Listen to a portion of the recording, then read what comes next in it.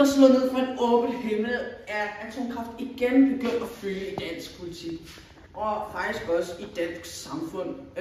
Og derfor har jeg taget 2 her med.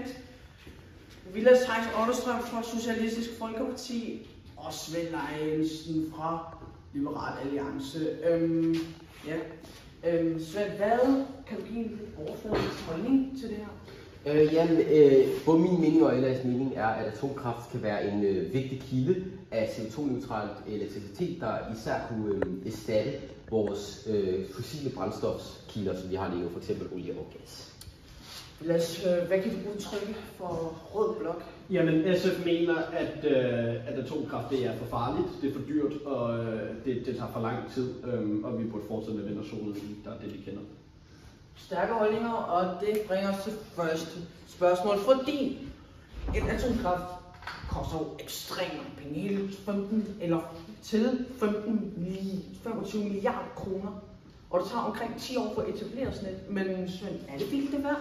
Det synes vi faktisk virkelig, det er. Vi synes faktisk heller ikke, det er så lang tid at vente, især når man tænker på, at vores klimamål for at sige, at vi skal være klimaneutrale til 2050. Og vi synes heller ikke, at de der penge faktisk er så mange penge. Især når vi tænker på, hvor meget det vil give os, og også private investeringer i for eksempel fra andre firmaer, som allerede har meget erfaring med at lave de her atomkraftværker. Har du? Jamen, vi synes hos SF, at det er for mange penge, og det tager for lang tid simpelthen for en chance. Altså vi tager jo en chance ved at bygge et atomkraftværk. Vi har ingen garanti for, at det vil løse vores problemer. Vi kender allerede vind- og solenergi. Vi burde investere i det, det er vores mening i hvert fald, og udvikle videre på det. Det kan dække det meste, det burde de i hvert fald kunne, specielt hvis vi skal finde en måde at lære det på. Og jeg vil også gerne spørge dig, Svend. Du sagde, at vi har 26 år.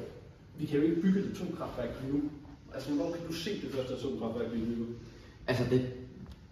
Jeg ser hvis vi starter planerne nu, og så skal vi også få atomkraftværk lovligt igen ved at fjerne loven fra 1983, så kan vi faktisk få se et om 2-3 år måske. Og mener du, det kan indhente den CO2, vi udleder på den tid? Ja, det mener jeg. Men snit atomkraft, når det går i gang, der har været altid en bagside medaljer på nogle ting, ikke? Men betyder det noget, eller er I ligeglade med det, Svend? Nej, vi selvfølgelig forstår, at der er mange, der er bange for atomkraft, især med historien af det fra Chernobyl og 3 Mile Island og alle de der gamle reaktorer. Men det her, det er en helt anden type reaktor. Det er en helt anden plan, vi tænker her. De her, de er så sikre, det er helt... Altså, du kan ikke forstå det. Det er folk, der har arbejdet med det i årtier. De er så avancerede, vi kan ikke forstå det. Det er så avanceret. Det lyder som en god holdning.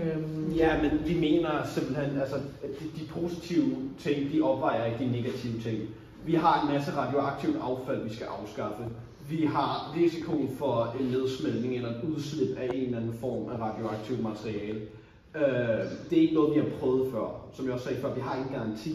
Vi kender ikke den her energi.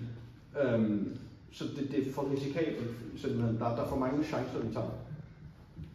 Så lad os runde vores debat af med det sidste spørgsmål.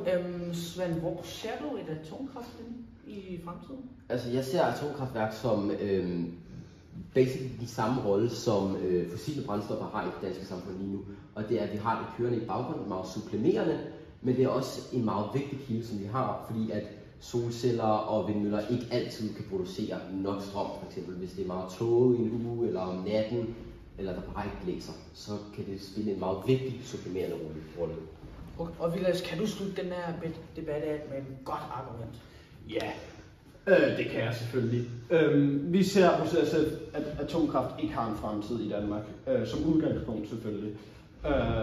Vi mener, at det er for risikabelt, det er for farligt, det er for dyrt, det tager for lang tid. Altså, vi har ikke tiden til, til at udvikle den her energi. Vi burde udvikle videre på vores vind- og solenergi, som vi kender, så vi ikke skal finde løsninger på nye problemer, som med for eksempel radioaktivt affald.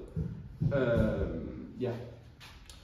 Det lyder som, at den her debat den kan holde i uendelig lang tid, men det var det for denne debat. Vi ses næste gang.